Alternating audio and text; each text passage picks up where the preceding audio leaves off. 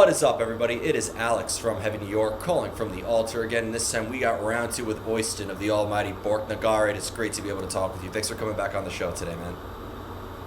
Thank you for having me, sir. Yeah. It's a pleasure. It's always great to be able to speak with you. Thank you for giving us some new Borknagar. I remember the last time I spoke with you, I was asking when are we getting this follow-up to True North, and now we're finally getting it. Fall. It is an absolutely beautiful, beautiful album.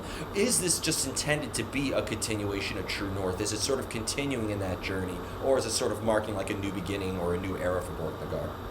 No, it's both yes and no. I would say, to be quite honest, to make it a little bit more complicated. I always try to keep on cling on to the musical legacy of the band. To keep to have our musical backsack with us on this new musical journey. So it's of both worlds, I would say. I mean, we are leaning forward. We are always searching to challenge ourselves musically and broaden the horizon, and as I usually say, climb another mountain, maybe even steeper mountain this time around. But it's equally important for me to have some of the musical identity or tradition, or call it whatever you want, in the backsack. So it's kind of both ways. It's somehow a continuation of True North, but I would say even more so. I mean, it's even more than that. It's a new world, a new horizon, kind of a natural step of progression in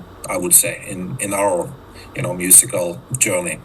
I feel like that you hit the nail on the head, that Borknagar really does have an identity in a way, because when you listen to the Olden Domain, and you listen to Epic, you listen to Origin and Winter Thrice, and now a Fall, it seems like that there is sort of like a Borknagar sound to it. Like, if people want to say like it has that sort of Nordic style to it, sure, but I think that there is its sort of own identity behind it. Have you always felt like within Borknagar and the concepts that are being expressed that maybe you portray somebody outside of who you personally are in a way? Like, is there maybe a different side of Øystein that we experience in Borknagar that we don't experience in everyday life, and vice versa?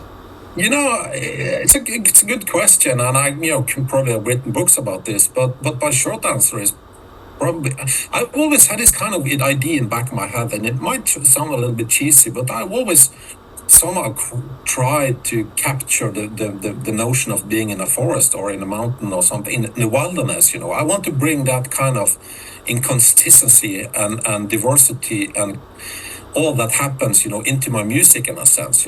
I had this idea for, since the very beginning, basically, that, if I want you to have the experience with my songs or the music we make, that, if you listen one song one day, you get some kind of, experience, you hear what you hear, and, experience that song that day.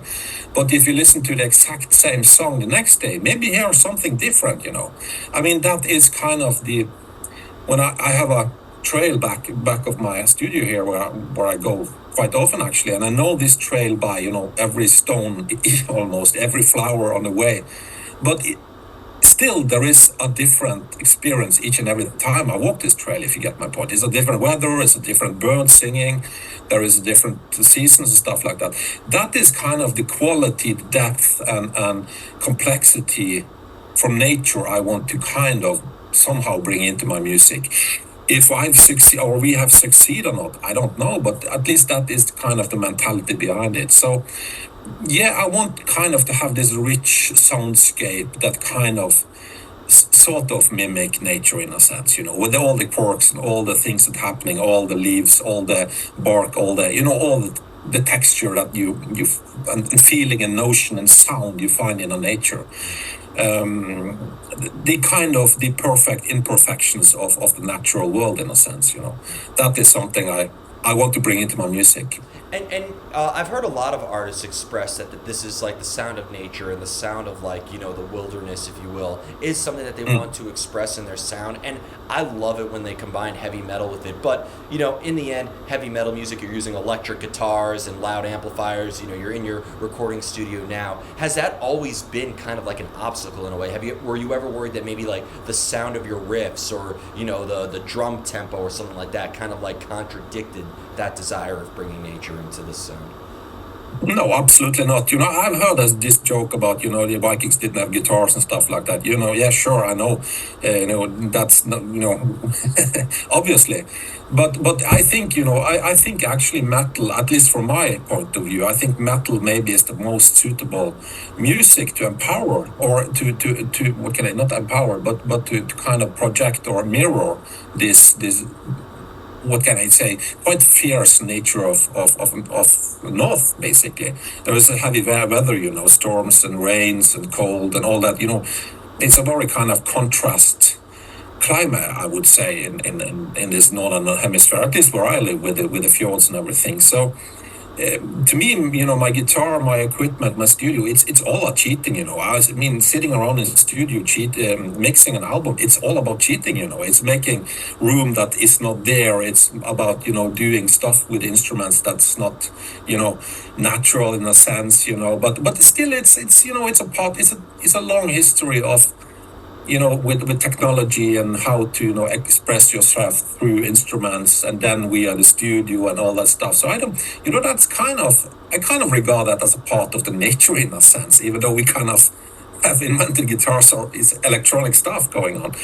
But no, I don't see it like that. I'm the means I have, the tools I have, I try to do my best with the tools I currently have in 2024, and there is no contradiction to it, really. We don't know, back in the day when the Vikings lived, we don't know really what they was, what kind of music. We have some ideas about the music back then, but we really don't know at all if they was into music or not. I always had this idea, like a comedy movie in a way, where like you guys and Amon Amarth, or Druna, and like a bunch of like these Viking and pagan bands try to use a time machine to bring back Vikings from that time, and then they listen to the albums and they're like, this is not who we are, and then they like go and listen to Usher or something like that, and this is what they resonate with. That would be kind of like the funniest irony.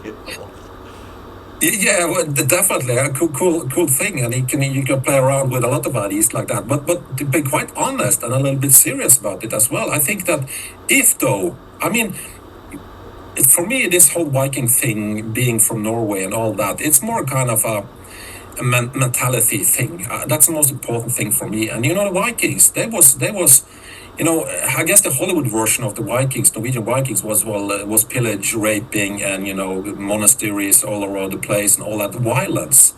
But if I once remember I talked with a professor that's actually do lessons on the university in Bergen. He's from Iceland, by the way, and he is like spent his life digging into this whole story about the kings and the Vikings and what we basically know. And he kind of said that. What they was really doing, there was farmers, there was fisher, and above all, they was very curious. They was traveling. They had excellent boats they crafted to travel around, to be able to travel up the rivers and stuff like that. So they was very curious. They was traveling people. They was very welcoming people. Back in the Viking Age, at some point, I don't remember the exact time and stuff, but there was kind of a death penalty if you didn't have any meat, if there came a visitor by, for example. This your kind of honor as a Viking or as a on a farm back in those days, you were supposed by law to be very welcoming towards people, travelers or people that needed help or anything like that. And so point is that from my perspective and what I know from the Viking Age, the mentality about this, that they were curious, there was very welcoming people, very including people, in spite of all the rumors and Hollywood movies about Vikings being violent and stuff. There was probably a side as well, but I kind of love this kind of explorer kind of mentality the Viking obviously had, and to be honest about it, I think that if a Viking today played music, they would probably play metal, because you find all those energy and that mentality in the music. I would say the brutality, the sweet and sour, the beauty and the beast kind of thing. This contrast in the music and the power of the music, and at least in my case or our case, this curiosity, this craving for climb another mountain, a new horizon, broader horizon, meeting people and all that stuff. That is something that is very important for me and my music, and I that's very along the line, I would say, for what I know from the Viking Age mentality back then. Of course, you cannot really compare. It's there is so many things we really don't know. So it's all about speculation. But what the picture I have of things is that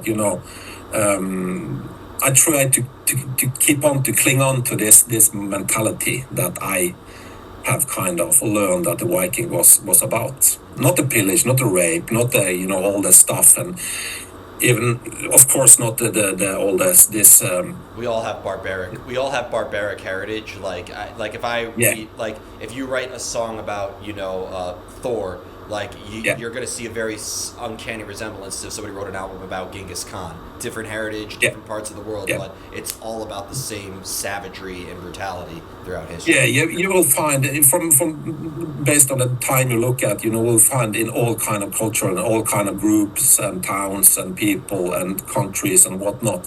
There will always be some people, some percentage that is violent and all that stuff. That is kind of that's life. I usually use this concept because I also have a different education that's completely different from music, and it's more like into psychiatry and that kind of thing. And I've always had this idea that if you gather 100 people on some place, you basically have everything in this world. You have the angry guy, you have the racist guy, you have all these stereotypical guys. Yeah. To quote Albert Einstein, that's just Albert Einstein said, "As long as there are men, there will be war." So yeah. For example, so that's kind of the part of the human kind in a sense, But what I treasure with this old mythology and the histories from Viking Age and all that, we know that it's a kind of the mentality, and of course some of the what can I say, the aesthetics, of course, because it feels natural. We've grown up with it. We have a lot of stave churches here in Norway. Just in my area, we have a bunch of stave churches that's actually built like 1,000 years ago and still standing. So it's a part of our heritage in a sense. But for me, it's what I cherish about all this is this explorer mentality, this curiosity about the world. Traveling, meeting people, being a cool guy, inviting people, helping people, for example. I'm a big man. I'm a strong man. I've always learned my whole life that you're a big strong guy. You should help the weaker ones, and I always do as far as I can do. So it's a kind of a more mentality thing for me, I would say. Well, I wanted to ask you this. I had this conversation a while back with Tomas of Wolfheart, and because there's a lot of bands, especially here in New York, that are taking inspiration from Borknagar and a lot of the melodic death metal movement that, look, there are people who are, there are bands that are from the South Bronx who are writing about Vikings and whatnot. And I think it's awesome that, different cultures come together and express different music. But, we don't have Vikings here in New York City. That wasn't part of our heritage in a way. But so I was just always wondering, when you see American bands sort of take this inspiration and bring this sort of Viking mentality, does that almost feel, this is for lack of better words, but is there almost something inauthentic about that in a way? No, I don't think so, especially when it comes to those things, because I think it's I guess a lot of people in the US derives from Norway and Scandinavia, and probably a lot of people have probably some ancestors back in the day that came from Norway. Maybe in the end of 1800, early 19th century in Norway, a lot of people took the boat over to the US to try a new life and all that kind of thing. So the Viking Age is so far behind us that I don't feel that you should be a Norwegian to think about it or sing about it in that sense. It's a world treasure, I would say, in a sense. It's the same with Maya culture in South America and Incas and stuff like that. it wouldn't be my way of expression, I guess. And but I've always been very curious about that stuff, reading a lot of books, how the culture evolved and how they, ceased to exist and all that stuff back in the day when I was younger. So no, I have no big, problems with that at all. That being said, for me, it's I've always been a man that is had this kind of a bit vague again idea though, but still an idea that I for me honest music is important in a sense that I don't want to force myself to do something that I don't really belong in or do or feel like or anything like that. So for me, the whole thing about making music and do what I do, the portrayal of nature, and I live in nature. I live by a countryside. I kind of profess what I actually live in a sense. So for me that is an important thing. But I have no kind of rules or ideas or that's not true or that's not whatever fake or whatnot. It doesn't. To me, it doesn't really matter, to be quite honest. Just only because and this doesn't just go for the Norwegian. Like for instance, Roots by Sepultura. I don't think that would sound as authentic or as good if it was from a band in like Portland, Oregon. You know what I mean? Like, or at least at that time, I could say. I could say that. So like, I see a lot of bands that bring in these different cultures, and I love it. I think it's great when we use metal to bridge these different cultures together. But there is part of me that does question, in a way, like, like if maybe somebody's writing about like something that maybe they don't have a relation to heritage-wise, if that maybe brings a different context or meaning behind it. Yeah, but I totally hear you. That's also my point. That for me, on my position in all this is that if I would be a painter, I would probably paint northern nature and mountains and all that stuff. I wouldn't paint a beach in the southern Europe or something like that. That would probably be my expression. But that being said, I still feel that people should be able to try out whatever they want to. If it's the same thing. If you kind of as a writer want to write a book about something, I don't mind if some people from US start to write a book about northern mythology. It's all cool, fine. Maybe it's a new perspective. Maybe it's everybody can learn something from it. Maybe it's actually even good that somebody digs into this from a different perspective sometimes. And the same thing comes with paintings, and I also would argue music in a sense that I don't mind if people from Bronx or your area, New York or whatever want to make music and try to express themselves through northern mythology, Viking, or on that thematics. Perfectly fine. I'm not sure. I think that they would probably have a little bit longer way to walk in order to be able to capture the flavor maybe and dig into it. And I don't know, but if they want to, sure, go ahead. I mean, to me that kind of just brings up this whole thing about diversity, which I think is very kind of exciting in general, in life, in music and everything. I think that the basic foundation of life is black and white. It's sunny days and rainy days. It's summer, it's winter, and I think these contrasts in life, that is some of the beauty in life, in my opinion. That is what makes life interesting. That is what make life's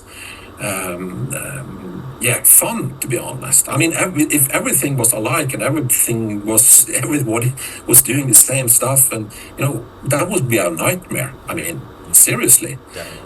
To me, to live in a monoculture, for example, even though I live in the countryside in Bergen, of course, there is a lot of, traditional people here, Norwegian people and stuff like that.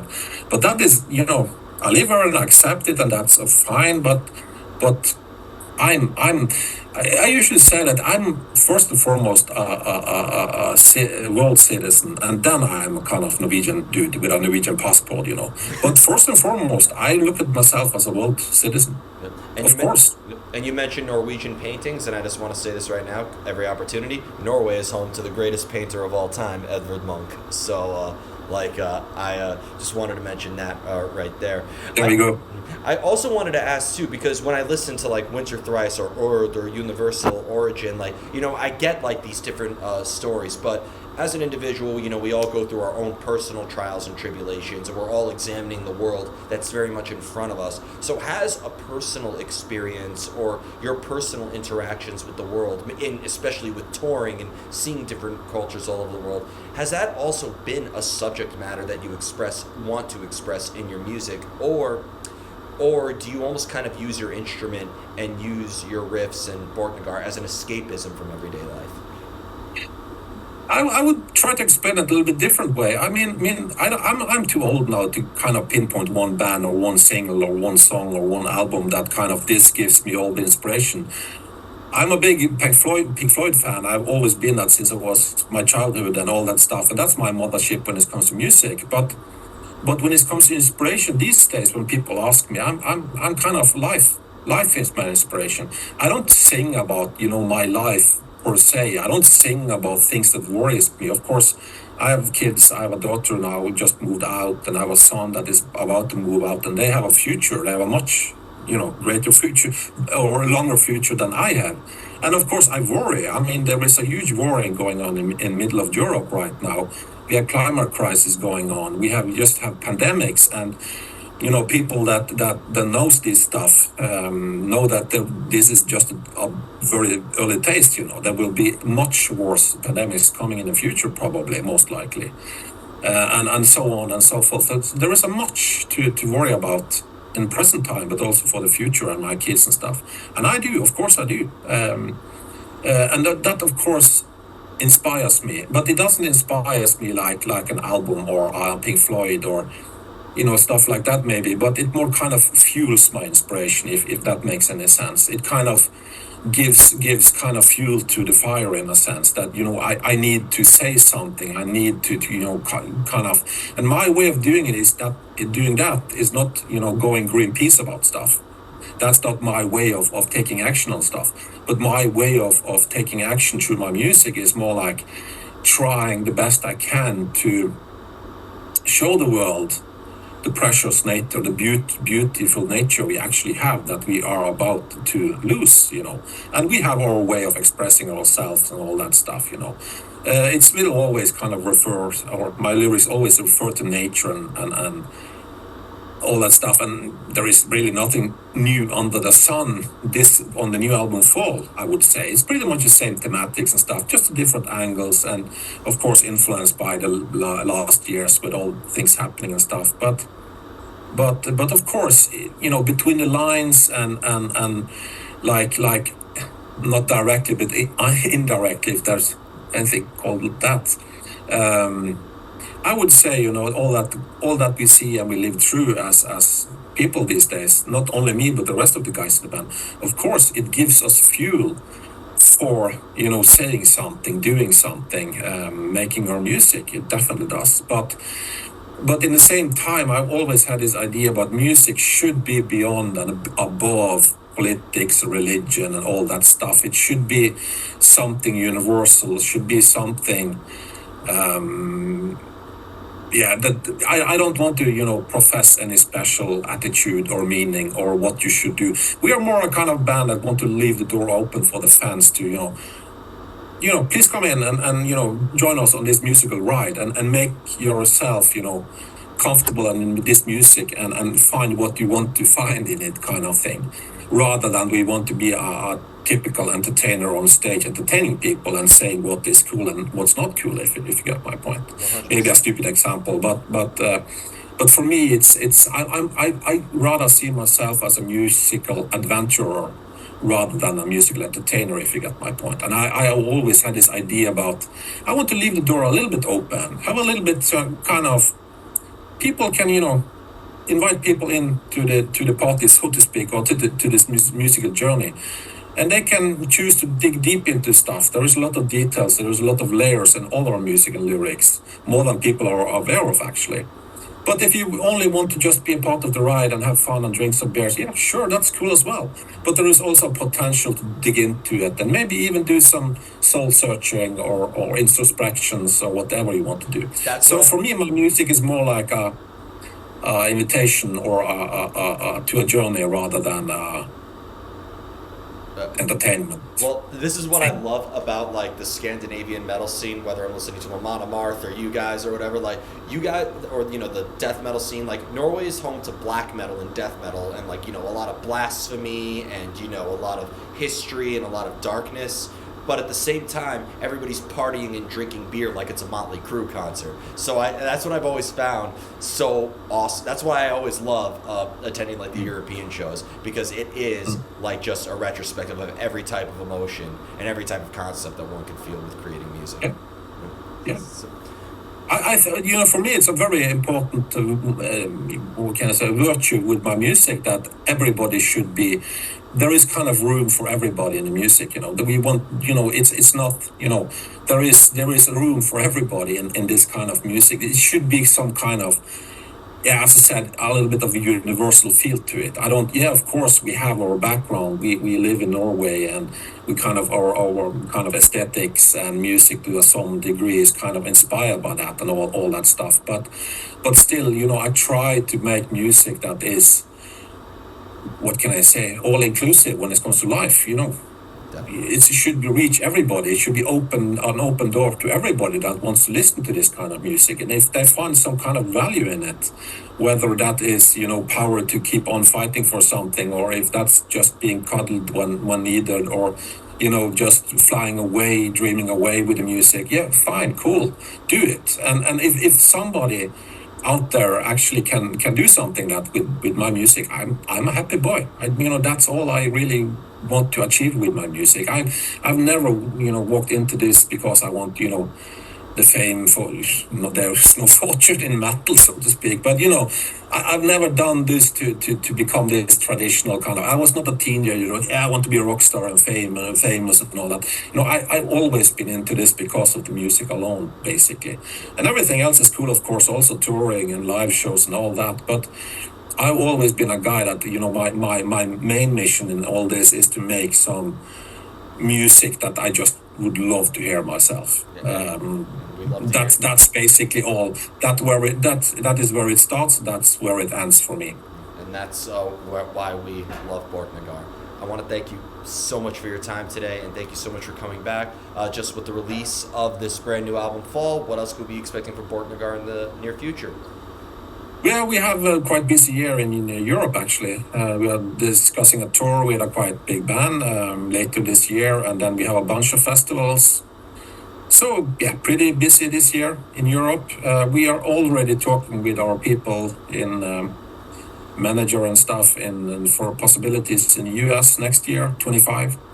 So I hope we really do our best to be able to go back to the US and South America and Latin America next year, 25. That's our goal, but it's still a way to go, and we have to working visas and whatnot in order to make this happen. But we have things on in the oven, so to speak. Thank you so much, everybody. We return with Øystein of the Almighty Borknagar. Fall coming out very soon. Be sure to pick that up. We will see you next time on Heavy New York. Cheers.